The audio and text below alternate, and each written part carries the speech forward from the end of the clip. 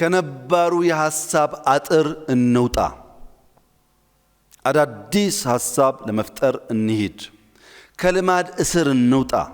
ሸብቦ የያዘን የልማድ እስረኝነት ወደፊት እንዳንሻገር ስለሚያደርገን ከጎራ ከሰፈር እንውጣ። ሐሳብ ድንበር የለውም።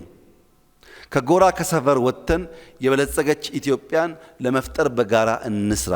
ለምን ያላችሁ እንደሆነ ኢትዮጵያ ረጅም ዘመን ያላት ሀገር ናት።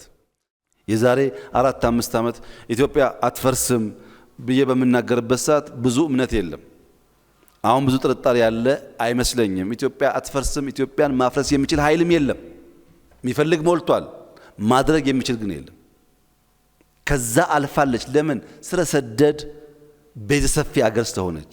ሀገር በቀል እሳቤዎች ቅድም እንዳነሳሁት በአፍሪካ ውስጥ ብቸኛው በጽሁፍ ቋንቋ ለመገበያየት የሚያስችል ፊደል ካላንደር ያላት ሀገር፣ በራሷ አውድ ለመመላለስ የሚያስችል በጣም ብዙ ፈጠራዎች ያላት ሀገር ናት። የዳበረ ባህል ያላት ናት።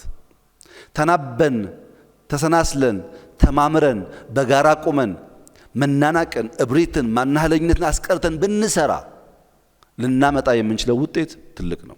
ለዚህ ዋናው ነገር መልካምነትና በጎ ህሊና ነው። መልካምነትና በጎ ህሊና ከሌለ እኩይ ፍላጎትና ሐሳቢዎች ይኖራሉ፣ ግን አይከናወኑም።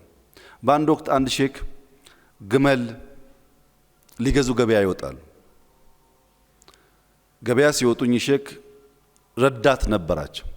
ገበያ ወጥተው ካሉ ግመሎች አንደኛውን መርጠው ዋጋ ተደራድረው ከፍለው ይገዛሉ። ገዝተው ወደ ቤት የመልስ ጉዞ እንደጀመሩ ግመሉም እንዲያርፍ እነሱም እንዲያርፉ አንድ ቦታ አረፍ ብለው ሲቀመጡ አጋጣሚ ግመሉ ኮርቻ ነበረው። ግመል ትልቅ ነው። ላዩ ላይ ያለ ኮርቻ እምብዛም አይታይም። ኮርቻውን ረዳቱ ሲያነሳው ከስሩ ትንሽ የተቋጠረ ነገር ያገኛል። ያ የተቋጠረ ነገር በውስጡ ብዙ እንቁዎች ይዟል። ሰውየው እንቁ መሆናቸውን ሲያይ ረዳቱ በእጅጉ ይደሰታል፣ ይፈነጥዛል። ለሼኩም አለፈልን፣ ግመሉን ከገዛንበት በብዙ እጥፍ የላቀ ሀብት አግኝተናል ይላቸዋል። ሼኩ የለም ይሄ ስላልገዛ ነው እንመልሳለን ይላሉ። ሰዎቹ እኮ እዚህ እንደነበረ ማያቁም እንደሸጡልንም ማያቁም መመለስ አያስፈልገንም ይላል ረዳቱ።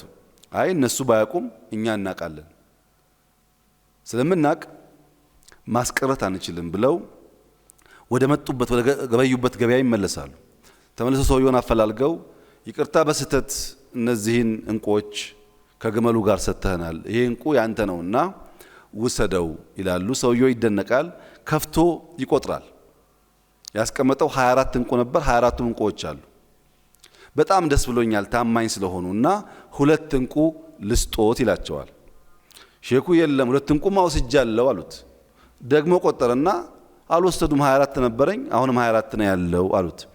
አይ እናቴ መልካምነትና በጎ ህሊና የሚባሉ 2 እንቁዎች አስተምራኛለች፣ እነሱ ይበቁኛል አሉ ይባላልና በመልካምነትና በበጎ ህሊና ተባብረን ኢትዮጵያን ወደ ብልጽግና እናሸጋግራት። አመሰግናለሁ።